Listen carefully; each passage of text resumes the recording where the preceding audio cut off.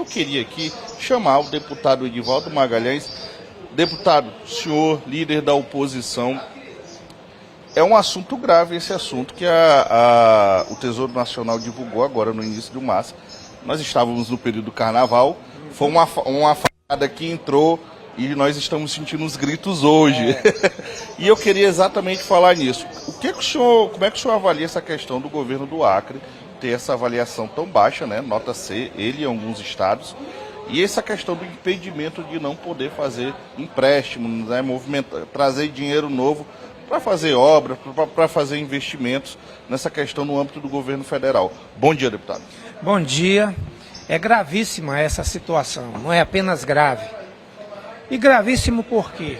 Porque o Acre está sendo rebaixado num momento em que poucos estados estão sofrendo esse tipo de rebaixamento. Muito pelo contrário.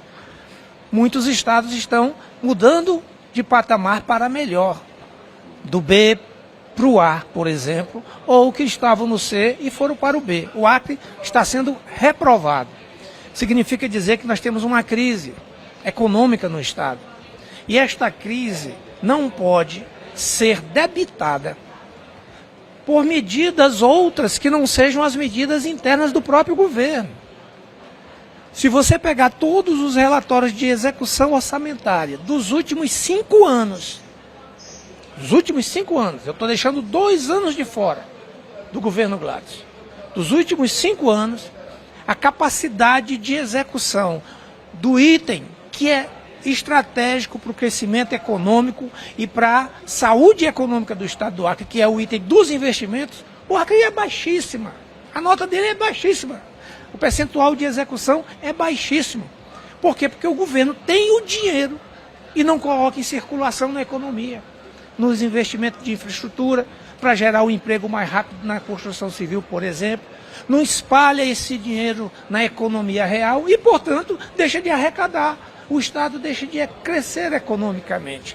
Este é um dos principais problemas, que não é citado, inclusive, nas declarações oficiais do governo, como eu vi na matéria publicada hoje pelo OC 24 Horas. Essa é uma das questões centrais, na minha opinião, que o Estado teima em fazer acomodação política e não fortalecer as suas equipes técnicas para fazer com que o dinheiro que existe no orçamento possa ser executado, possa virar emprego e possa gerar um fortalecimento da economia. Deputado, muita gente... O senhor já tinha falado sobre isso, sobre essa questão de fortalecimento das equipes técnicas. E principalmente em secretarias-chaves, que de fato precisam de um corpo técnico de servidores, né? Que pode ser comissionado ou não, desde que a pessoa seja preparada e execute o serviço. E a gente tem notado essa demanda. O governo tem sempre colocado que 2025 é o ano de executar. O senhor acredita que, de fato, a execução deve bater os números de 4 anos para cá, que a gente vem registrando uma baixa execução? Olha, a prova dos 9 é você só olhar um pouco para trás. Só olhar um pouco para trás. O governo não tem fortalecido essas equipes. Como é que vai ser o ano da execução? Se ele tem demonstrado uma baixa capacidade no ano passado, no ano atrasado, e olhando para trás nos demais anos. O que foi feito? Que medidas foram tomadas para o fortalecimento desses núcleos estratégicos de execução orçamentária no item dos investimentos? Não foi tomada nenhuma. É só ler o Diário Oficial todos os dias. Todos os dias tem exonerações, todos os dias tem nomeações. Nomeações do quê? De caráter de acomodação política, não tem fortalecimento das equipes técnicas. E isso vai fazer com que o Estado continue sem a capacidade de trazer mais recursos. Está proibido agora de fazer operações de crédito com o aval do Tesouro, que isso é muito grave. O Estado do Acre sempre registrou períodos de pico de crescimento quando integralizou na sua economia os recursos de fora, do Banco Interamericano, do Banco Mundial, do BNDES, recursos que são muito importantes para o aquecimento da economia. E esses recursos eram pactuados e contratados com o aval do Tesouro Nacional. Agora o Tesouro está dizendo, esse Estado pode ser velhaco, esse Estado pode não pagar a conta. Por isso eu vou rebaixar a nota dele, porque eu não quero assinar embaixo numa operação de crédito para esse Estado que não está fazendo o dever de casa.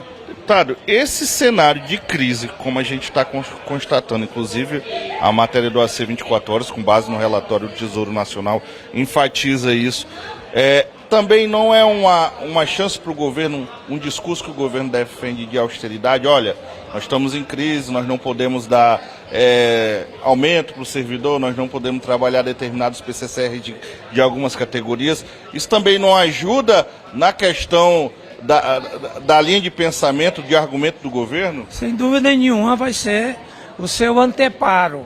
Vai cortar aonde não deveria cortar e deixa de cortar naquilo que é o luxo do gasto. É só cancelar o jatinho, por exemplo, para começar a mostrar alguma austeridade, dar uma demonstração a partir de casa. Isso o governo não fará. Tem um debate acerca do governo federal e os governos em relação a zerar o ICMS de itens da cesta básica. O governo Lula já sinalizou zerando da carne, zerando do arroz, de alguns itens. E está fazendo um apelo para que os estados tomem a mesma atitude. Aqui no Acre, o governo estuda. A gente também fez uma matéria com a Cefaz. A Cefaz fala, estamos estudando, vendo a questão de impactos. Nós entrevistamos também o economista, o Orlando Sabino, que é nosso colunista lá no AC 24 Horas. Ele falou que essa receita para o Estado abrir mão para tentar, de fato, gerar um impacto aqui na compra, no consumidor final, isso é infime. O Estado poderia fazer que não teria grande consequência. Mas a gente percebe, inclusive na conversa com a Marisa, que não existe assim, uma boa vontade de se tornar, de tomar uma medida pública a respeito disso. Como é que o senhor analisa esse cenário? Eu esperava que hoje, na reabertura dos trabalhos, nós já tivéssemos aqui a mensagem governamental zerando o ICMS dos produtos da cesta básica. Porque eles já foram reduzidos. E, diante da própria reforma tributária, a partir de 2026, isso vai estar zerado por imposição da lei. Quanto mais você tiver consumidores com capacidade de consumir, isso gera um aquecimento da economia. Então, comer mais não prejudica o Estado, porque em outros itens ele vai arrecadar. Portanto, é ínfima o resultado disso se eles mantiverem como está, porque isso não vai representar uma grande alteração na arrecadação do Estado. Tem outras questões a serem resolvidas. Por exemplo, se o Estado tomasse e fizesse um grande pacto de fortalecimento da sua equipe de arrecadação, do concurso da Secretaria Estadual da Fazenda, convocasse aqueles técnicos e botasse para trabalhar em 3 meses, nós teríamos um resultado na arrecadação extraordinário. Porque hoje a sonegação fiscal está se dando também por falta de vigilância. Está entrando aquilo que obrigatoriamente tem que entrar, mas a busca ativa para fazer com que a gente possa aumentar a arrecadação sem fazer nenhum tipo de distorção em quem hoje vive do comércio.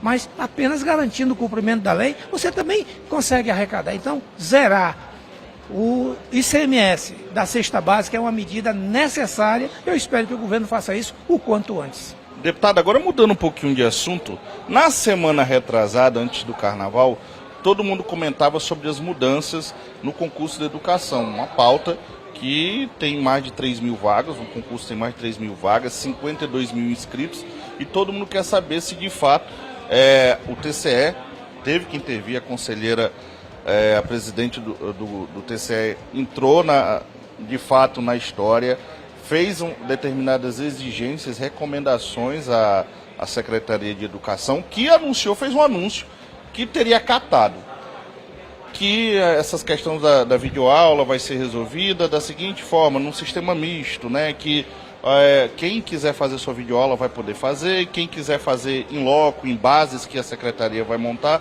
também vai poder fazer, ou seja, que ninguém seria prejudicado. Mas aí a gente bate numa situação, e a questão dos critérios, que a gente sempre bate nisso, as medidas da educação já resolvem esse problema ou não? A base mais importante de um concurso público, a referência mais importante de um concurso público é a sua credibilidade. Deveria ser a sua credibilidade. Este concurso está sob suspeição desde a publicação do primeiro edital, que foi ao longo do tempo retificado 3 vezes. Quando se fez o primeiro ensaio do concurso para realizar a primeira prova objetiva, a banca foi reprovada. Eles foram incapazes de contar quantas carteiras tinham numa sala para a quantidade de inscritos que iriam fazer aquela prova. Básico, básico, básico. A Secretaria de Educação queria manter o concurso. Nisso aí o governador teve que intervir porque a repercussão estava péssima. A imagem do concurso já tinha sido desgastada. A credibilidade do concurso havia sido destruída.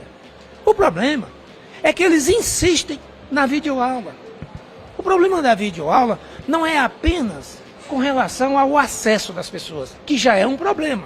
E permanece como um problema, porque essa promessa de que vão fazer, etc, etc, até agora não tomaram nenhuma providência. Quando fechar essa semana, já é o dia 15 de março. Com mais 15 dias, já 30, já veio o concurso em abril. Não tomaram providência, estão fazendo apenas sinalizações. Só que isso não resolve o problema da credibilidade.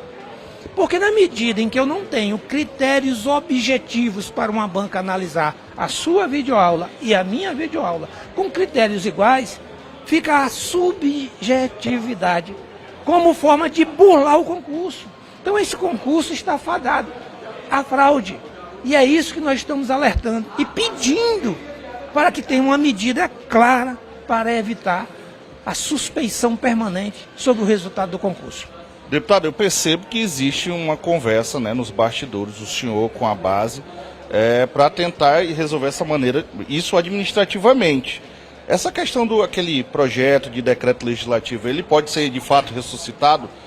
Uma medida mais radical, caso de fato a secretaria não de fato defina esses termos para o concurso? Olha, se as medidas a serem adotadas pela Secretaria de Educação e a Secretaria de Administração, que são os responsáveis pelo concurso, se resumir ao que já foi anunciado até agora, o decreto terá que vir para o plenário da Casa.